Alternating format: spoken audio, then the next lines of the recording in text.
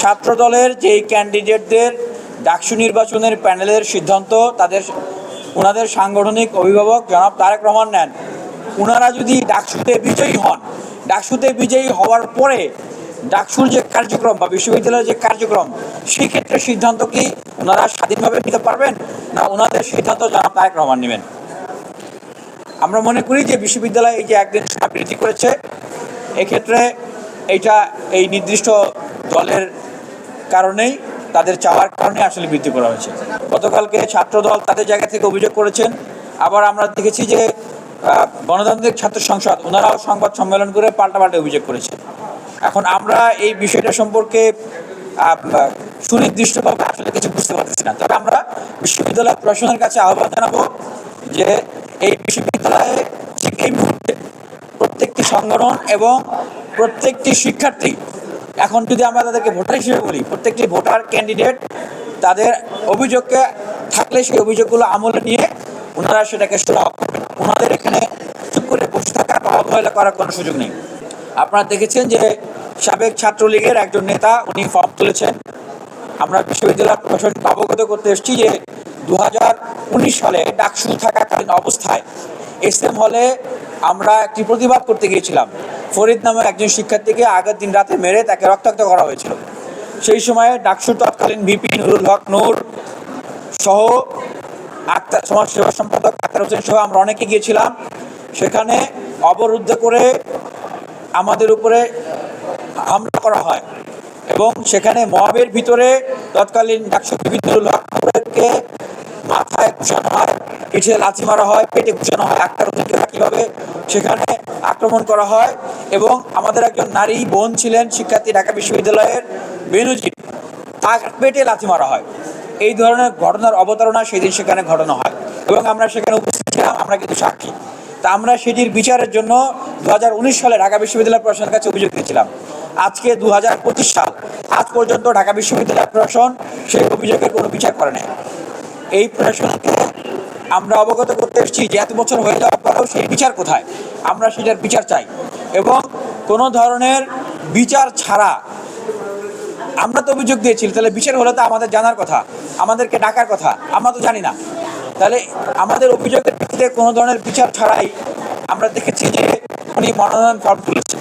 আমাদের কথা হচ্ছে যে যদি কোনো ব্যক্তি কখনো ছাত্রলীগ করে থাকেন, আওয়ামী লীগ করে থাকেন, ওনারা সবসময় খারাপ থাকবেন তা না। পরিবেশ পরিস্থিতি বাস্তবতার কারণে মানুষ পরিবর্তন হয়, চিন্তা চেতনা কার্যক্রমে পরিবর্তন হয়। একজন মানুষ ধর্ম পরিবর্তন করে অন্য ধর্মে ডাইভার্ট হন। সুতরাং ছাত্রলীগ আওয়ামী লীগ যেটা অতীতে করেছে আমি সবাইকে এখনো খারাপ আমি সেটা বলবো না, কিন্তু তার মানে এই নয় যে অতীতে কোনো ফৌজদারি অপরাধ সেটা আসলে মাপ হয়ে যায়। এবং আমি এটাও বলতে চাই যে যারা সত্যিকার হচ্ছে আসলে পরিবর্তিত হচ্ছেন, ভালো কাজ করতে চান, তাদের বিষয়ে যে অভিযোগগুলো আছে, এই পানিশমেন্টগুলো যদি তাদেরকে বিশ্ববিদ্যালয় থেকে যদি দেওয়া হয়, আমার মনে হয় যে তারা অবশ্যই বিষয়গুলোকে ওয়েলকাম করবেন। আমরা বিশ্ববিদ্যালয় প্রশাসনের কাছে এই অভিযোগ জানিয়েছি, ওনারা বলেছেন যে ওনারা ডাকবেন, ওনারা এই বিষয়ে ব্যবস্থা গ্রহণ করবেন। তা আমরা সেটা প্রত্যাশা রাখি যে একটা স্বচ্ছ নিরপেক্ষ একটা নির্বাচন এবং সুন্দর একটা প্রক্রিয়ার ভিতর দিয়ে নির্বাচন হবে। সেক্ষেত্রে এই ধরনের কোনো বিষয় বিশ্ববিদ্যালয়ে কার প্রতি পক্ষপাতিতা করা অথবা বিশ্ববিদ্যালয়ে কাউকে এই ধরনের ফৌজদারি অপরাধ থাকা সত্ত্বেও তার বিচার না করে তাকে আসলে নির্বাচনের সুযোগ দেওয়া, এই বিষয়গুলো বিশ্ববিদ্যালয় প্রশাসনের করবে না সেটা আমরা আশা রাখছি। ঢাকা বিশ্ববিদ্যালয়ের প্রথম বর্ষের একজন শিক্ষার্থীও আগামী দিনের ঢাকা বিশ্ববিদ্যালয় কীভাবে পরিচালিত হবে এটা নিয়ে তারা ভাবতে পারছে এবং আগামী দিনে ঢাকা বিশ্ববিদ্যালয় বিনির্মাণের ক্ষমতা কিন্তু এখন তাদের হাতে। এই পরিস্থিতি কিন্তু এমনিতে আসে নাই। বিশ্ববিদ্যালয় প্রশাসন বা সবাই যদি আন্তরিক থাকতো তাহলে নির্বাচনের জন্য 11 মাস কিন্তু অপেক্ষা করতে হতো না। আমাদেরকে ঢাকা বিশ্ববিদ্যালয় ভিসারের বাসভবনের সামনে থেকে আমরণ অনশন করতে হতো না, রেজিস্টার বিল্ডিংয়ের সামনে থেকে বলতে হতো না যে ডাকসুর জন্য কি আমাদেরকে জীবন দিতে হবে কিনা। তার মানে এই নির্বাচনটা সবাই যে ভালোবেসে দিচ্ছে তা না। ঢাকা বিশ্ববিদ্যালয়ের অধিকারকামী শিক্ষার্থীরা, ঢাকা বিশ্ববিদ্যালয়ের রাজনৈতিক সচেতন অধিকার সচেতন শিক্ষার্থীরা, তাদের চাওয়া তাদের আন্দোলনের প্রেক্ষিতেই এই ডাকসু নির্বাচনটা হচ্ছে। তবে আমি যেটা বলতে চাই, ঢাকা বিশ্ববিদ্যালয়ের সবচেয়ে বড় শক্তি হচ্ছে ঢাকা বিশ্ববিদ্যালয়ের শিক্ষার্থীরা। ঢাকা বিশ্ববিদ্যালয়ের এই সচেতন শিক্ষার্থীরা এখন ঐক্যবদ্ধ আছি আমরা। ডাকসুকে বানচাল করার অনেক ষড়যন্ত্র হয়েছে, ককটেল বিস্ফোরণ হয়েছে। আমরা প্রক্টর স্যারকে সেদিনও জানিয়েছি যে ককটেল যে বিস্ফোরণ হলো, সেই ককটেল কারা ফুটালো, কেন ফুটালো, কী উদ্দেশ্যে ফুটালো, সেটা আজ পর্যন্ত ঢাকা বিশ্ববিদ্যালয় প্রশাসন স্পষ্ট করে নাই।